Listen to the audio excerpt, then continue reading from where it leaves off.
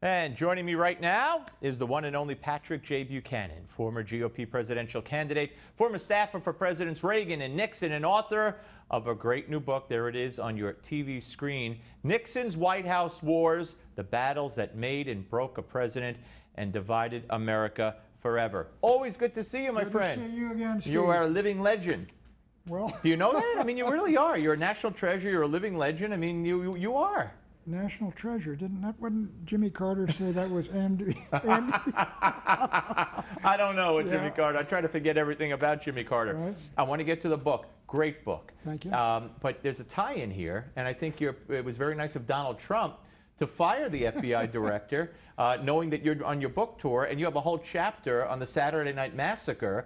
And all I'm hearing from the liberal media is the firing of Comey is analogous to what happened under Nixon and Archibald Cox, the special prosecutor. And you were there at Nixon's side, and you say what? Look, as Marx said, history repeats itself, first as tragedy, then as farce. I was in the Oval Office with the President of the United States, Richard Nixon, that Saturday afternoon when Elliot Richardson was waiting outside to be brought in to be fired.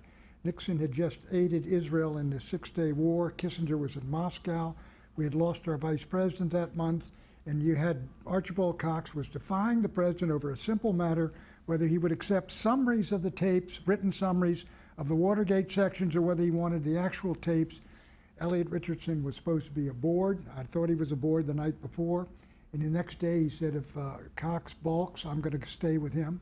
Nixon said, I don't have any choice, but I can't have Brezhnev telling, watch me be bullied by a member of my cabinet. I've got to fire him. And so he did, and he said, I'm going to go down to a GS7 if necessary to get that guy fired. But it was a huge event. He fired the Attorney General. The Deputy Attorney General, Ruckelshaus, refused to do it. And the guy that did it was a pretty honorable fellow. His name was Robert Bork, who was the great, would-be Justice of the Supreme Court. He got borked, though. Yeah, and so, but I'll tell you, it was far more grave and serious. I left there Saturday evening, and I'd written a line for Ziegler to say this, the White House press secretary Ron Ziegler, Ziegler, that the independent prosecutor's office has ceased to exist. We'd shut that down, but I went out to dinner, and my friends from St. Louis were there, and I came in, said there'll be resolutions of impeachment in the House on Tuesday. There were 20 of them, and that was the beginning of the impeachment. But this was a huge matter. I mean, Comey, with due respect, he's the FBI director. I think he's a man of good character and good abilities, but he's made a lot of blunders. And Chuck Schumer, who was begging that he be fired, is now about to impeach Trump for firing him. Yeah. So it's absurdity to compare the two or equate the two. One of them is an enormous event in American history, and this is just a removal of a controversial FBI director and placement, I'm sure, with a qualified fellow. Yeah, it's very interesting. What do you think, though, of the move? I mean, and the timing of the move. Again, if he wanted to do it from the get-go, he could have fired him on day one. He didn't do that. There are reports now that days before he was fired, Comey had asked for more money to expand the Russian investigation. The New York Times is reporting that this afternoon. If that's the case, does that make it smell funny? Does that muddy the waters? Well, look, there's no question that you fire someone who's the nominal head of the investigation. Investigation is going to go forward. There's another investigation being done down in Virginia, U.S. Attorney's Office. But you're right, it has an appearance, oh my goodness, the chief investigator's been fired, and now you mentioned this.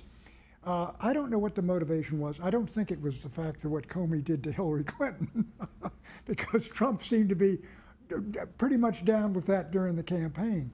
But he's exasperated and angry with him. But the fundamental point is, he's got a right to do this. The FBI director's got 10-year tenure, but he's subject to the discipline of the President of the United States, and he works underneath the executive branch, which the President runs.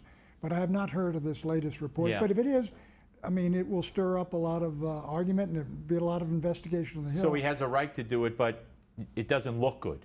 Or it doesn't look good. You got a firestorm up there. But look, I will say this: some of the firestorm is synthetic in manufacturing. Absolutely. All right, I want to ask you about the book, but I want to ask you about, believe it or not, the French election, only because Bill Kristol made a comment about Le Pen and comparing Le Pen to you. Bill Kristol was on with me the other day, the day after the election, I guess on Monday, and he said Le Pen getting 35% is like Pat Buchanan running as a fourth-party candidate and making it to a runoff election in this country if we had a runoff election in this country. You agree with the analogy?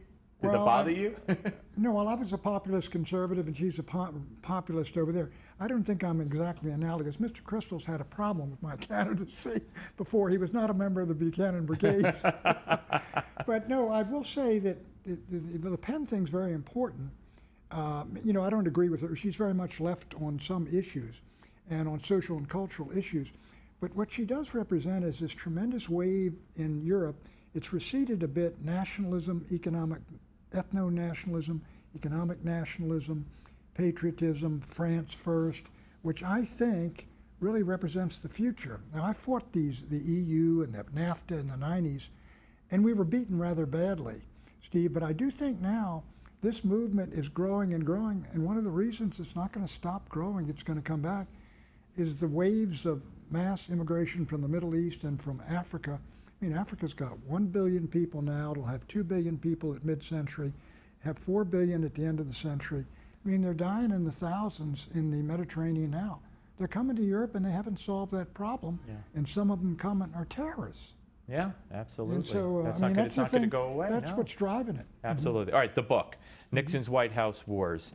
I mean, it's so thrilling, not only because I know you so well, but it's so thrilling to sit there in the context of the Nixon Wars, because you were there, you were the general.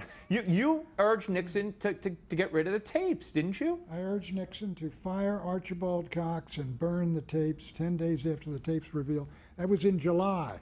I said, get rid of this viper before he grows too large. Frankly, and there's a phrase Nixon used in that meeting with him in October. He should have done it. Got rid of the tapes, take the last firestorm, get it over with, and say, you know, impeach or be damned to the Congress of the United States. They wouldn't have done it then, so he waited and waited and mistaken. But he did say, he used a statement that I just remembered, I should have had it in the book. He said, of Archibald Cox, we can't have that viper sleeping in the bed with us. And, you know, and it's, of course, that's very Nixonian, but he was exactly right. I mean, Cox was going to determine to bring him down. Let me, you know, add something. I don't mean to filibuster, but sure, no, please. But there's a cultural left and a political left and a media, if you will, a conglomerate. It's not a conspiracy, but it is collusion, and they were determined to break and bring down Nixon from the day he was nominated. They tried to break and bring, and they succeeded. Tried to break and bring down Reagan over Iran-Contra. I was in the White House then, and the same forces, similar forces, are trying to break and bring down Trump. It is transparent. It's right in front of us. I mean, you can't watch those briefings and things and watch TV, cable TV, and the rest of it without seeing. There's a real animus. I mean, it's the White House Correspondents' Dinner. Steve Bannon was dead right when he said one thing: the media are the opposition party. The media, to a great extent, are the enemy. I sit there in amazement and watch, and to me, you know, fake news. Right. Fake news by, I'll preach to you the way I preach to the audience. Fake news by omission is the biggest kind of fake news. Sure. When you don't put things in context. When you say, oh, Trump's criticizing judges, but you never bring up what Roosevelt said, what Obama said, what Clinton said, and you make it sound like this is the first guy who ever did it. Right. I mean, by leaving things out, that's the worst kind of fake news. Well, you know, Nixon said, when I was an editorial writer, one of the youngest editorial writer on a major paper in America, you know, back in 1962, 3, 4, 5. But I'd go into the Columbia School of Journalism, so I didn't hate journalism. Right. I was proud, you know, they regarded these guys at the Times as. I got to Nixon, he said the press is the enemy, you know, and I didn't believe it until later on. But Trump said the press is the enemy of the people. It is the same thing. But let me say, you know, Teddy White wrote a chapter in his book on 1972 about Nixon versus the press. And described them as the real enemies, number 1, 2, and 3, CBS, Washington Post, New York Times. And he said, you know, the press has inordinate power because it decides what people will talk about and think about, what it puts out there. Yeah, it drives the narrative. It drives the narrative, and it's like you know, it's one of these large mosaics, and it'll take that light and shine on one piece of the mosaic, and all these other things going on are forgotten. Yeah, no, and do you think You talk about the forces that tried to drive out Nixon. They drove out Nixon, maybe with a little help from himself, some might argue. He made a lot of mistakes. But what about Trump? Are they going to drive out Trump? Well, they tried to do it with Iran, Contra, and Reagan. Right. It's the same forces. And look, they've been after Trump, and of course Trump baits them, and he accepts the fact that we're at war. But is he going to succeed? Are they going to be successful, or is he going to be successful? I mean, he is 1/3 of the way through his first year. He's got 12 I thought you were more going to say periods. first term. I thought I missed something. Yeah, his first year, and he's in about 5 or 6% of his first term. Yeah. This looks like this is going to be a fairly bloody battle. Yeah. All the way through. I don't know how it all ends up, but I will say this: it is a little more exciting than having Hillary in there, isn't it? Oh, without a doubt. I want to have people get the book and read, but just talk about the tumultuous times. People don't realize everything that was going on in the world, in the country and in the world, while Nixon was president, and all this stuff with Nixon and the controversy was going on. I mean, China, and who would think that Nixon, not only did he save Israel, but Nixon started the EPA, didn't he? Well, he not only started the EPA, you mean Nixon in domestic policy was a progressive Republican. He ended the draft. He enacted the 18-year-old vote. He created EPA. He created OSHA. He indexed Social Security. He had a proposal for a guarenteed annual income. All at Pat Buchanan's urging. These were all his ideas. It's in there, as I said, as I put in there, that he had this phenomenal record in his first term domestically. He had the greatest arms control agreement since 1922. He'd opened it up to China, brought all the troops home. He saved and rescued Israel. All of these things he did in domestic policy. And I said, some of them, however, I opposed. Yeah, I'm sure you did. The drama of the times was unbelievable. It really was. I mean, everything was going on. The war. I wrote that speech working with Nixon, the Cambodia speech. Then Nixon went over to the Pentagon and said, guys in Vietnam, they're heroic kids and these bums that blow up campuses. So people put the bums and the kids on campus. 4 days later, Kent State, boom. Yep. It's all in here, folks. This is history that must be read. It should be read by everyone, and you're going to love it. It's a page turner, and it's history, and it's written by the guy who orchestrated a lot of it.